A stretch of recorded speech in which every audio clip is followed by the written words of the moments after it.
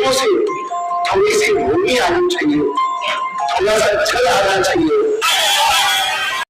नमस्कार, आप देख रहे हैं रुद्रा समाचार और आज हम खोलने जा रहे हैं भारतीय राजनीति का एक दिलचस्प कहानी एक ऐसे आदमी की जो प्रधानमंत्री कभी नहीं बना, लेकिन प्रधानमंत्री बनाता जरूर था। कहानी एक ऐसे नेता की जिसने 2 सीटों वाली पार्टी को 272 के सपने तक पहुंचाया। वह आदमी है लाल कृष्ण आडवाणी। आज का कार्यक्रम एक सस्पेंस स्टोरी है, एक पॉलिटिकल युद्ध गाथा है। आज हम देखेंगे कराची का एक बच्चा कैसे दिल्ली का सबसे बड़ा रणनीतिकार बनता है। आज हम देखेंगे कैसे एक जीप ने रथ का रूप लिया और कैसे उस रथ ने हिंदुस्तान की राजनीति बदल दी। हम बात करेंगे संग्राम की, सत्ता की और उस सत्ता के पीछे खड़े सिपाही लाल कृष्ण आडवाणी की। तो दोस्तों, 8 नवंबर 1927 कराची और ब्रिटिश इंडिया की गवर्नमेंट थी। एक खुशहाल सिंधी परिवार जिसमें एक बच्चा जो पढ़ाई में तेज और अनुशासन में कठोर, सोच में स्थिर, उसे पता नहीं था कि एक दिन वह भारत की राजनीतिक भूमि पर अपनी एक अलग पहचान बनाएगा। लेकिन फिर आता है 1947 का तूफान, जब देश विभाजित होता है और जीवन बिखर जाता है, लाखों लोग उजड़ जाते हैं। आडवाणी परिवार भी उजड़ा। हाथ में सिर्फ यादें थी, जेब में कुछ नहीं, दिल में दर्द था। लेकिन दिल्ली पहुंचकर उन्होंने और बड़ा सपना देखा, क्योंकि अक्सर तोड़ने वाला तूफान बनाता है मजबूत इंसान। दिल्ली पहुंचकर आडवाणी जी बनते हैं सरसंघ चालक के सहायक। यहीं से शुरू होता है राजनीति का प्रशिक्षण। ये पोस्टर लगाते थे, साइकिल से प्रचार करते थे, रात भर काम करते थे। आज जो नेता खुले एसयूवी में चलते हैं, आडवाणी उन दिनों साइकिल पर देश घूमा करते थे। फिर आया जनसंघ और आडवाणी बन गए जनसंघ के सबसे तेज, सबसे अनुशासित युवा नेता। उनके शब्द बहुत कम होते थे और काम बहुत ज़्यादा। उनका दर्शन स्पष्ट था, संगठन पहले, व्यक्ति बाद में। 1977 का चुनाव हुआ, इंदिरा गांधी हार चुकी थी। जनसंघ के नेता सत्ता में आए, लेकिन 1980 में जनसंघ का पतन हुआ और पार्टी टूट गई। तभी 2 चेहरे सामने आते हैं, अटल बिहारी वाजपेयी और लाल कृष्ण आडवाणी। दोनों ने मिलकर बनाई Bharatiya Janata party, BJP. 2 seat और बस 2 सीट, और आज दुनिया की सबसे बड़ी राजनीतिक पार्टी बन गई भारतीय जनता पार्टी। उस नींव में, उस ईंट में, उस ताप में आडवाणी के हाथ हैं। और 1989 और 1990 जब भारत उबल रहा था, मंडल कमीशन, जात आधारित राजनीति देश भर में विरोध पर थी।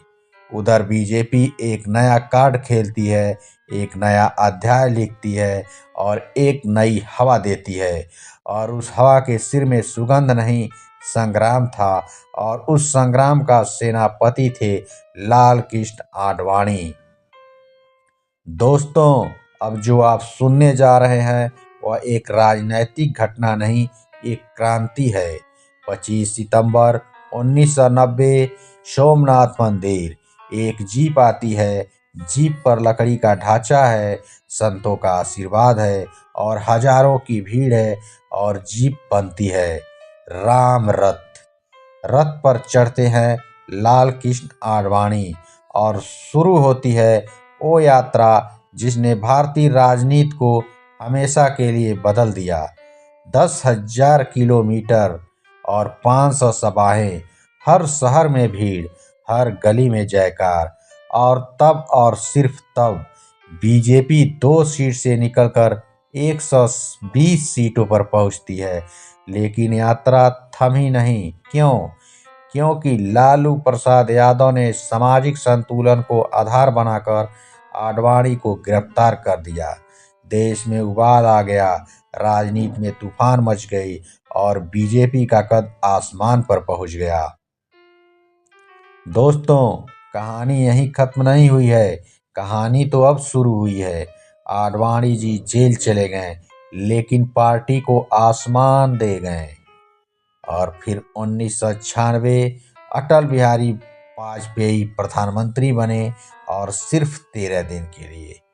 और 1998 अटल जी दोबारा प्रधानमंत्री और आडवाणी जी बन गए भारत के गृह मंत्री, भारत के उप प्रधानमंत्री। यह दौर था भारत की सुरक्षा, कूटनीति और राजनीति की स्थिरता का।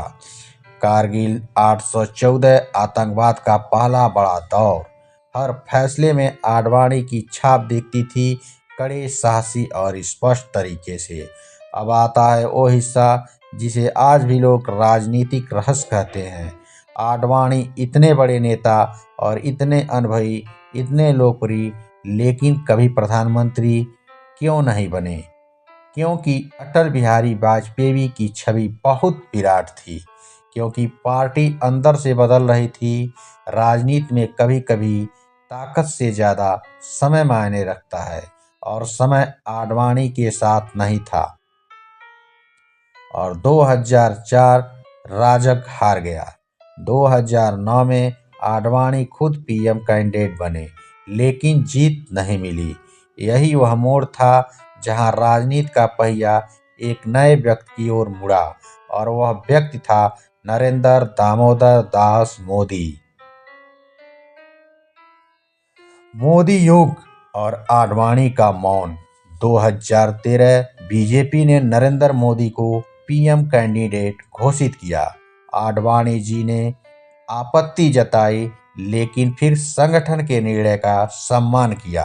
2014 मोदी प्रधानमंत्री बने और आडवाणी एक मार्गदर्शक मंडल में सीमित हो गए। यह राजनीति का सबसे शांत और सबसे कड़वा और सबसे सख्त मोड़ था।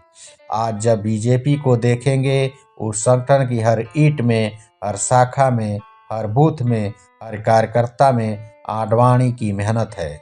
वह आदमी जिसने पार्टी को बनाया, जिसने विचारधारा को फैलाया, जिसने आंदोलन को जन आंदोलन बनाया, वह आदमी जिसने संघर्ष को राजनीति का हथियार बनाया।